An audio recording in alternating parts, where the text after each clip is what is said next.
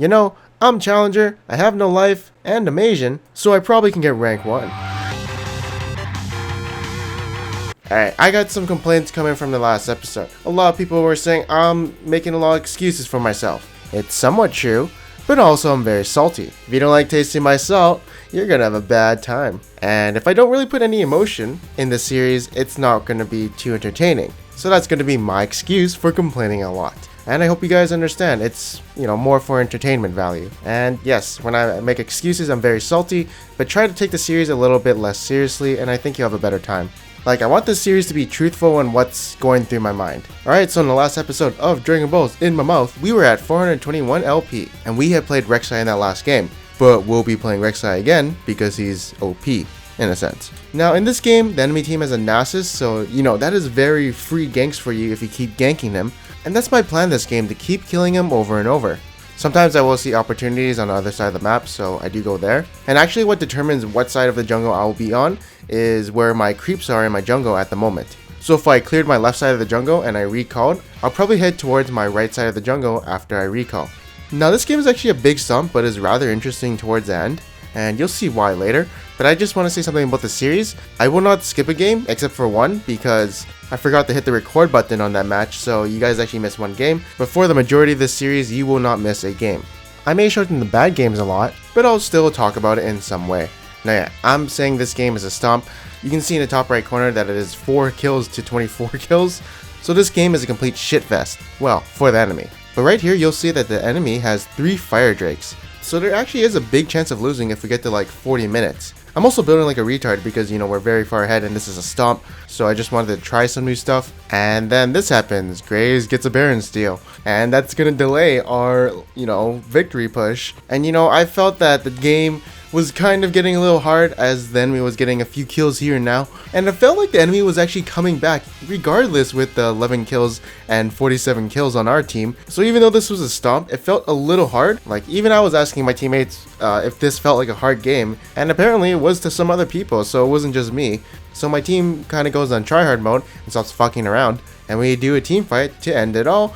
Even though it was a 3v4, we kind of win the team fight. And I must say, don't get Black Cleaver and rek'sai, it doesn't feel that good. Titanic Hydra felt much better. And yeah, I don't know, that game felt really hard to me, and it was only worth 10 LP. Feels fucking shit, man. But you can even see that the enemy was like having a weird time with this game. They even felt like it was a funny and, an interesting game. And it's very hard to like elaborate on it, but the game just felt very weird because we were very far ahead with a bunch of kills and towers, but the team fights felt a little closer than they should have been. Anyways, we'll be playing Hecarim, and I said he was like a sleeper OP champion in one of my other videos, but I actually see a lot of other pro players starting to play him again due to the Cinderhawk buffs that came in the mid-season patch. And now he's going to be a champion that I'm going to be trying to use more frequently because I feel very powerful in him, plus I think he's really strong. And now he's just kind of coming out as sleeper. Now it doesn't matter which side you're on, but you always want to start on the blue buff because it gives you mana regen, and that's something you need.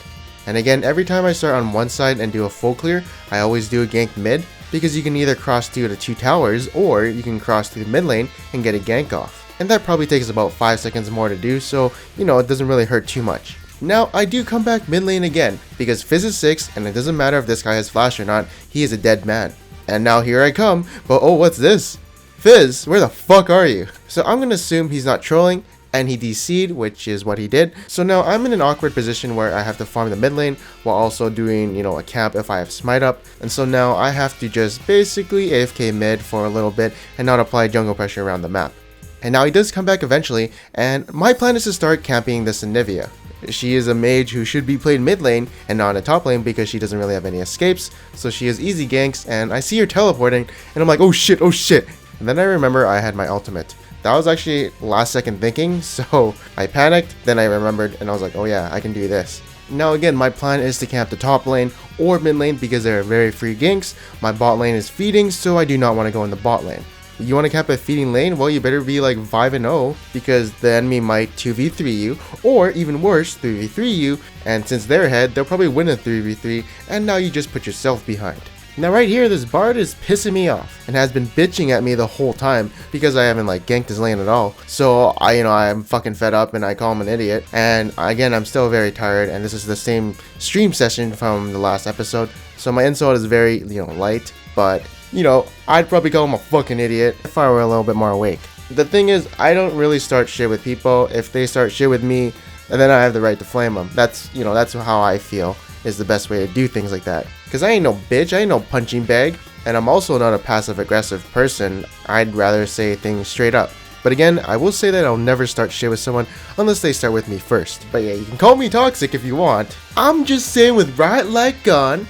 Nah, I'm just joking. This is how I've always been.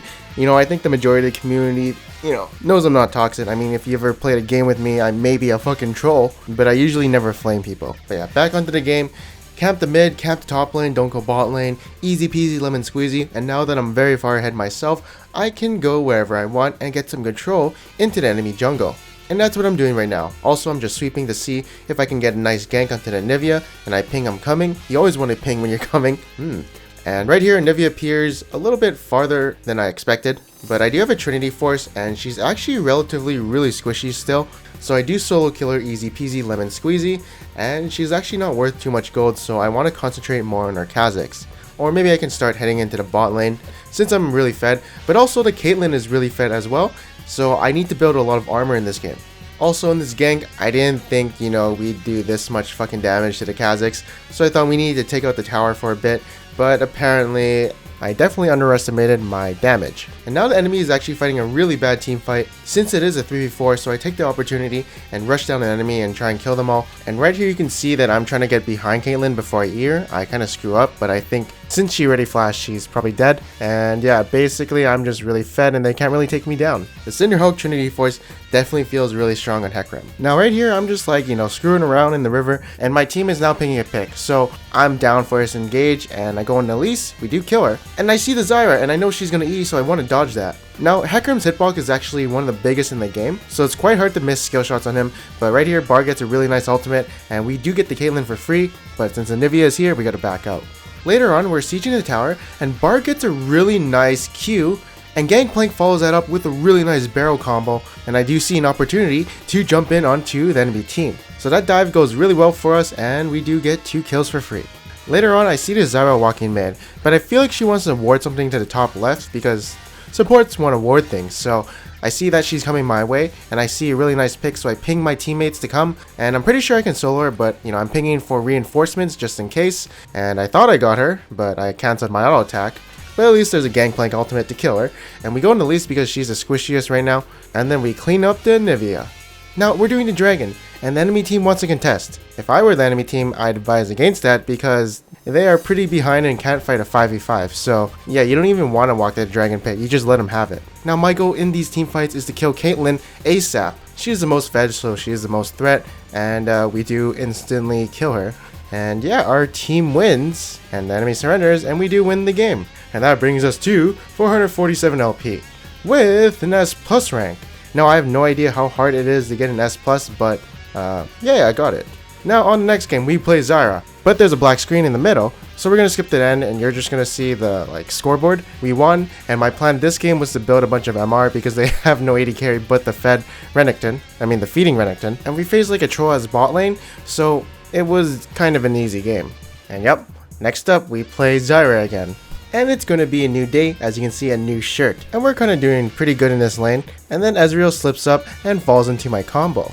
And then basically bot lane becomes a slaughter fest and we get so many kills, so we're basically dominating the bot lane. And the thing is, usually when I play Zyra, I get camped. I should learn to be a little bit more safer, but the enemy jungler hasn't really ganked us too much. Now the flash heal wasn't needed from Jinx because I could flash away, but what's that saying? Better safe than sorry, so she does kind of suicide into us, and it's a really bad play from the Vi because if you go into a 1v2 and you don't know if the enemy AD carry heals up, it's a very risky play. Now this is what you're supposed to do if you have won your bot lane. You're supposed to switch to the top lane and then start sieging that tower. Then your top laner should go into the bottom lane and just cover for your lane while you try and get the top tower. So yeah, basically lane swap if you've won your lane.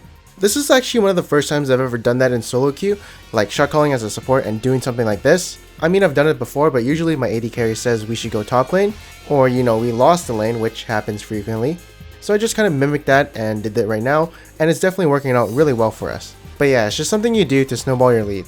And we start sieging the enemy tower, although we're kind of low, and the enemy is starting to have a little comeback. And you know, my team feels like there's a throw coming up, so what we do is we start pressuring the Baron, sweeping the area, putting some wards down, and we do it very quickly since our Jinx is bad and we have a Kha'Zix on the team. Oh yeah, and I have a Liandry's. And yeah, eventually the enemy surrenders and we get a win. And now we are at 476 LP, and we're actually on a 4-game win streak. But that is going to be the end of this episode. I hope you guys enjoyed it. On the next episode of Dragon Balls in My Mouth, we'll be playing with Box. And damn, he's actually pretty high LP and Masters. Last time I checked he was like Diamond, but it looks like he was Masters this whole time. So be sure to look out for this episode in the near future when me and Box team up to take on 5 other players. Anyways, if you guys did like this video, make sure to leave a like, and if you didn't, make sure to subscribe. Anyways, I am Panzer Dragon, and I'll see you guys next time.